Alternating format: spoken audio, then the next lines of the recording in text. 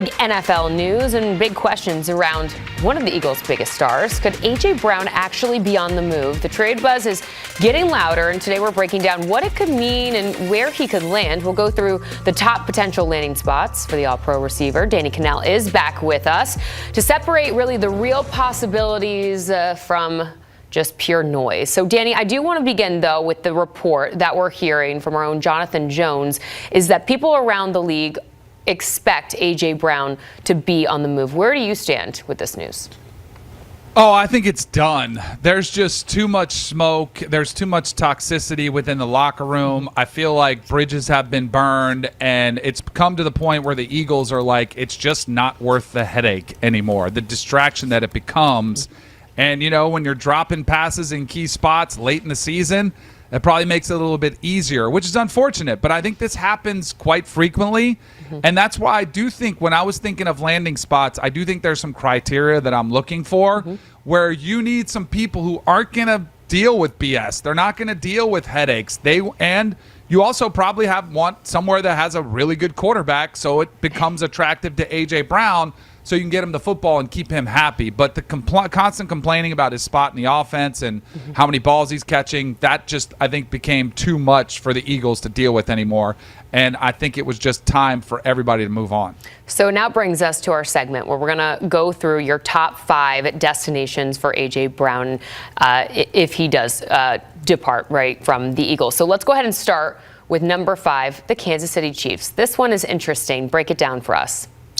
So this one, I mean, this is if you're A.J. Brown, why wouldn't you want to go play for the greatest quarterback in the game right now? And I think Andy Reid provides that veteran stability that you need.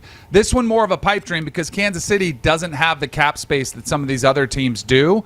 But I think about, you know, Kansas City, when was the last time they had a true number 1 receiver for Patrick Mahomes? It's been the Travis Kelce show, who once again, you know, led the team in receiving yards as a tight end.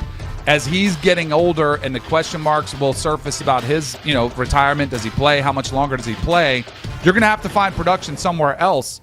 And I do think A.J. Brown would be somebody who I don't know if you complain so much if you're dealing with Patrick Mahomes and Andy Reid. And I also think they probably do a better job of getting him the football out there. So I do think it's more of the pipe dream. It's a long shot, but I do think it's one that the Chiefs would love to make happen if they could do it with some of the cap restraints. Okay, let's get to number 4, a team that has the draft capital, including the number 1 pick in the NFL draft. They have a need for a top receiver.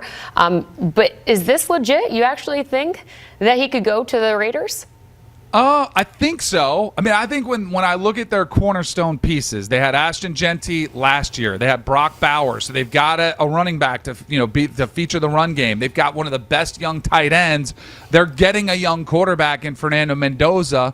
They've got a head coach now in Clint Kubiak who would love to have a weapon like A.J. Brown. The one thing that makes me nervous on this one is this is the antithesis of what I think A.J. Brown needs. Like, I think he needs a veteran coach, not a 38-year-old with his first coach in the NFL. He doesn't. And I know Fernando Mendoza is going to be the number 1 overall pick, but I almost wonder, like, how do you manage that from a need standpoint and what they possibly could move to make this trade happen?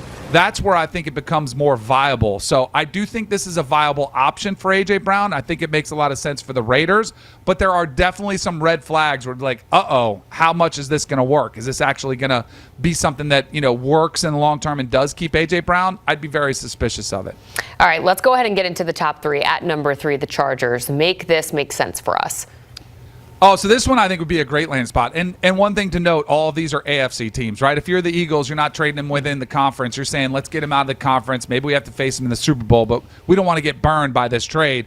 But again, I think of somebody who's the ultimate culture builder, and Jim Harbaugh is the head coach. They've got the running game going. The offensive line continues to be, an issue that they're trying to work around. And I don't see Ladd McConkey or Keenan Allen or, Quentin Johnston, some of the receivers they've had on there, all really good receivers, but not true number 1s. They need a number 1 wide receiver, and A.J. Brown would fit that bill. And again, young, talented quarterback in Justin Herbert who can deliver him the football, at any spot in the field because he can make every single throw. I think this is one that would make a ton of sense for the Chargers. All right, and at number 2 on your list, the Buffalo Bills. Josh Allen needing a go-to receiver. This sounds like a good place.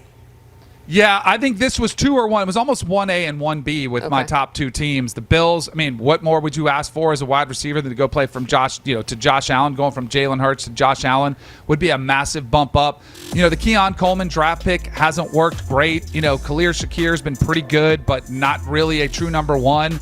Again, all of these teams that we're talking about here have a massive need. Now you've got Joe Brady in there, so you're going to see the same offense. They've got a really good run game. They've got the one of the best quarterbacks in the league.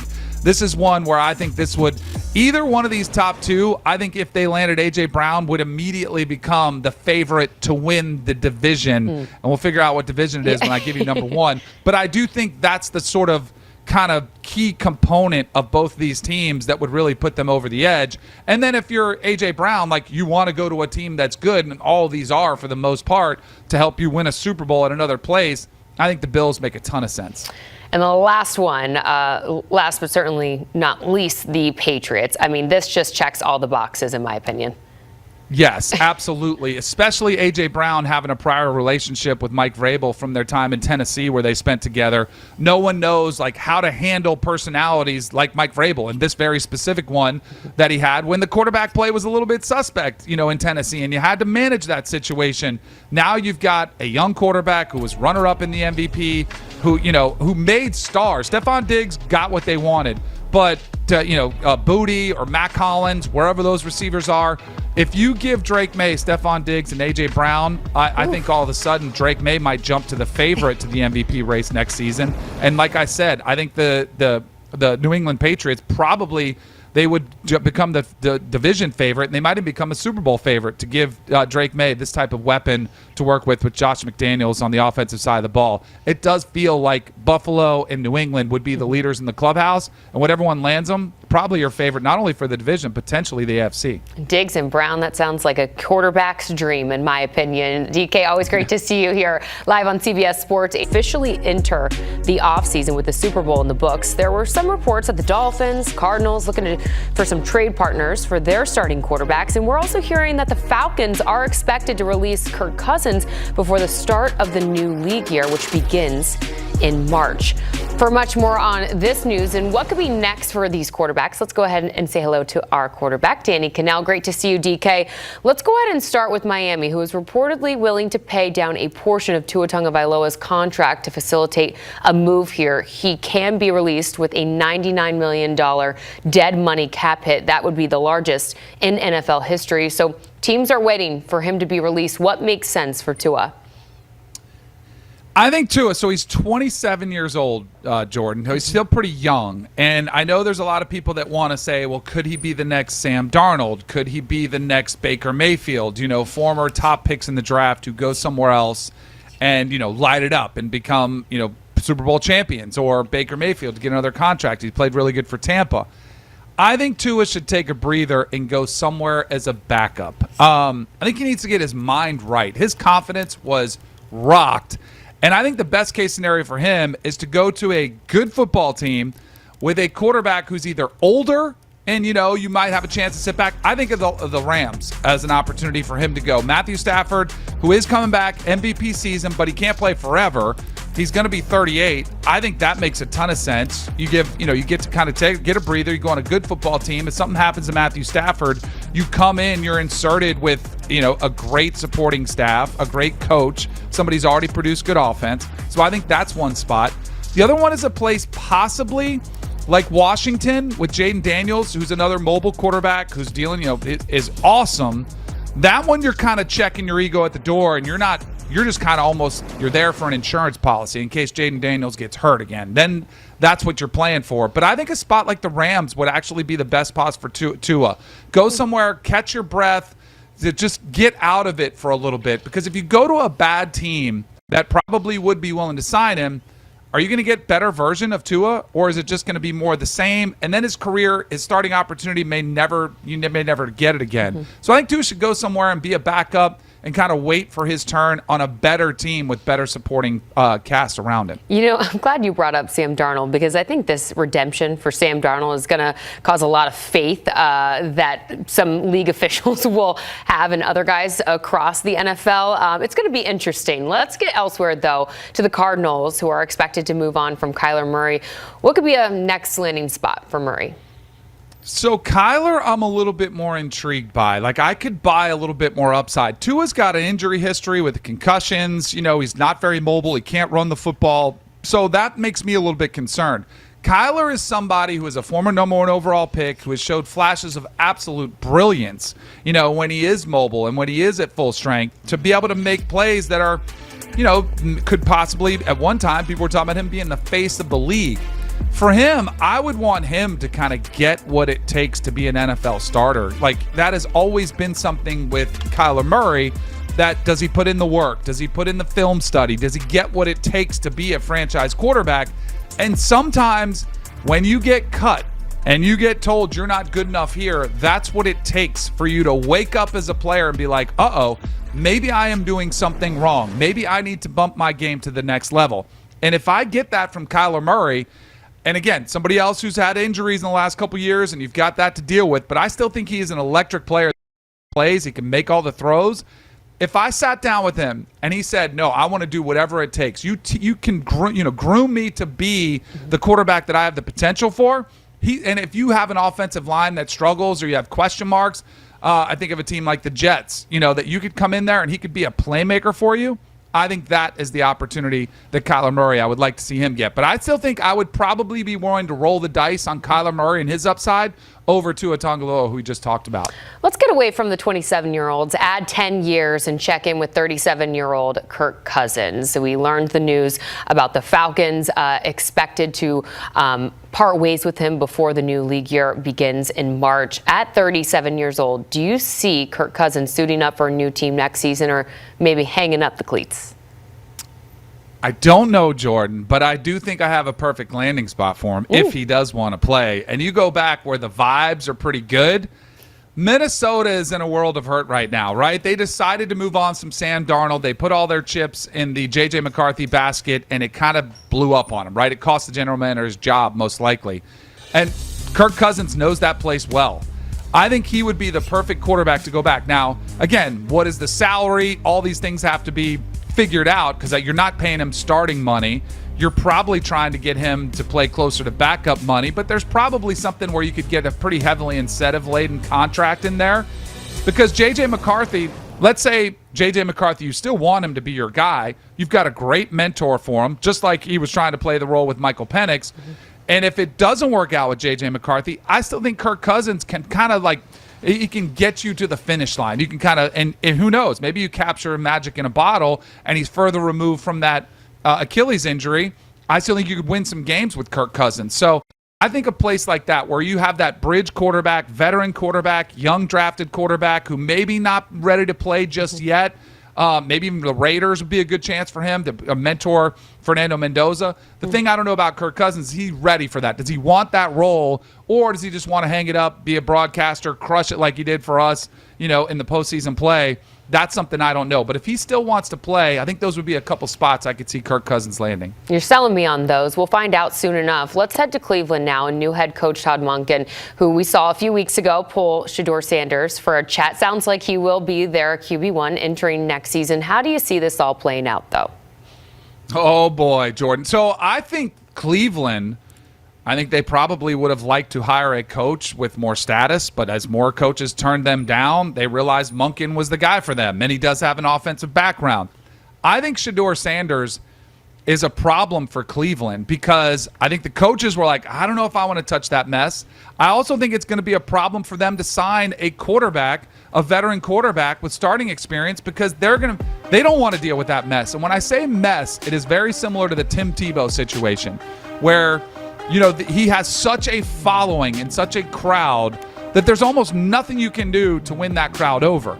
And if let's say you beat out Shedeur Sanders in a quarterback competition in the offseason and in training camp, the minute you have an interception, it's boo, we got out of here. Monken's getting asked, when is Shedeur playing? How many reps is he getting practice? We saw that play out with Kevin Stefanski. It just becomes a circus that I don't think any other quarterback really wants to deal with. So I think Shedeur Sanders, all he has to do is beat out Dylan Gabriel, and he's the starter for the Cleveland Browns next year. Now, how it goes, I don't know. We saw some good, some bad, but I think Shedeur Sanders is your starter for the Cleveland Browns this season, and he's going to get the opportunity to prove any critic wrong and to make the most of it. Let's see in the AFC North here, where Lamar Jackson and the Ravens, it's sounding like they're looking to get another extension done. No surprise, though, Danny, with the departure of Harbaugh? No, I mean, Lamar Jackson's still an MVP caliber player. He is somebody who I do think is unique that you do have to build an offense around, but I think the Ravens are still very clearly a team and an organization that would be willing to do that. And, without Harbaugh, I think this is good for Lamar Jackson. Gives him a fresh landscape, a fresh offense, a fresh offensive approach that I still think he can play at an elite level. He's got to get healthy. And I would like to see the Ravens. I know it's been a polarizing topic of, well, has he ever had a true number one receiver? And they've tried to draft some. But I do think they could do a better job. They got Derrick Henry, which that was his best season yet, a couple years ago when he came up just short in the MVP to Josh Allen, where you get things right for him, he can play as good as anybody in the NFL. So I'm not surprised. And I think it was one of those things probably that the Ravens tried, had a decision to make. Do we want to plan our future around John Harbaugh, who's been here forever? Or do we want to keep banking on Lamar Jackson to take us to that next level? And they went with somebody in the player on the field who still, when he's healthy, is one of the best quarterbacks in the NFL. So not surprised at all that they'll figure out a longer-term extension for Lamar Jackson, and they'll try to build this organization around him on sort of this next chapter in his career. How about the Ravens' division rival and the Steelers? They had to know that bringing in Mike McCarthy would be the ideal move to make because, number one, he was the top candidate for them, and then two, they had a better shot to bring Aaron Rodgers back, right? Yes, absolutely. And I think the Steelers, if you look at Aaron Rodgers' season this past year, I know it ended with a thud and he looked awful in the playoffs, but he still gave you stability, which is something they haven't had in a few years. For him to go out there and have 24 touchdowns, 7 interceptions, completing 65% of his passes, that's the best entire season the Steelers have had probably since Ben Roethlisberger has been there. And so they get that veteran leadership. You still want to see somebody who I still think can help the Steelers win football games and maybe even get to the playoffs in a potentially deeper run, but they realized in a really hard way they have to protect him better. It is not vintage Aaron Rodgers where he can go out there and mask a bad offensive line. If your offensive line struggles as much as it did this past season, they'll regret it. Like, why did we bring him back? But I get McCarthy's plan is to give Aaron Rodgers better support up front because we saw a lot of times this season when he was when he had a clean pocket, he can still execute. He still has his mind that can beat those opposing defensive coordinators. So clearly this is part of the plan for the Steelers. Also, when you look around at the free agent class of quarterbacks, when you look around at the draft, there's not a lot of great options out there for quarterbacks. So if you're the Steelers, what are you going to do that's better than Aaron Rodgers? So I think it makes sense for everybody. All right, heading to Indy now, where it's sounding like the Colts and Daniel Jones both have mutual interest in a reunion. Why does a Colts-Daniel Jones reunion make sense for both sides, and what could that mean ultimately for Anthony Richardson? I think the Anthony Richardson project is done. People just don't know it yet. I just think that hasn't worked, and I don't think it's going to work. So they want Daniel Jones to work, and he was a player who was playing at an MVP level before he started getting dinged up and before he eventually had to shut it down for the season. I thought this was a great landing spot for Daniel Jones. It's like the complete opposite of being on the New York Giants in a highly pressure-packed job. Not to say there's any job in the NFL that is not pressure-packed, but Indianapolis, a little bit more of a forgiving fan base and local media that was there. And I thought that fresh scenery did wonders for him. And I thought his play on the field did wonders for him. I still have my hesitations of just how far he could take you, but I do think he is the closest thing that we've seen to that next chapter being the redemption story of anybody else that we've talked about. We already saw a glimpse of it. So I think now it just comes down to numbers. What are you willing to commit to Daniel Jones? And I think Daniel Jones and his representation would realize what a good spot this is for him. So I don't think they'll try to break the bank. I think it'll be similar to what Baker Mayfield got a few years ago in Tampa when he got a new contract. He didn't break the bank, but he was very fairly compensated, realizing it was a great opportunity. I think you could see something similar here with Daniel Jones and the Colts. It always comes down to numbers, doesn't it? Danny Cannell, stay put because more from you on the other side. We have to leave it there as you take a look at the shortest odds to win NFL MVP next season. We saw Matthew Stafford do it. He's another guy who gave some folks, I think, maybe some false hope, faith, if you will. I don't know. Josh Allen there at plus 600, followed by Lamar Jackson at plus 750, and then Drake May at plus 850.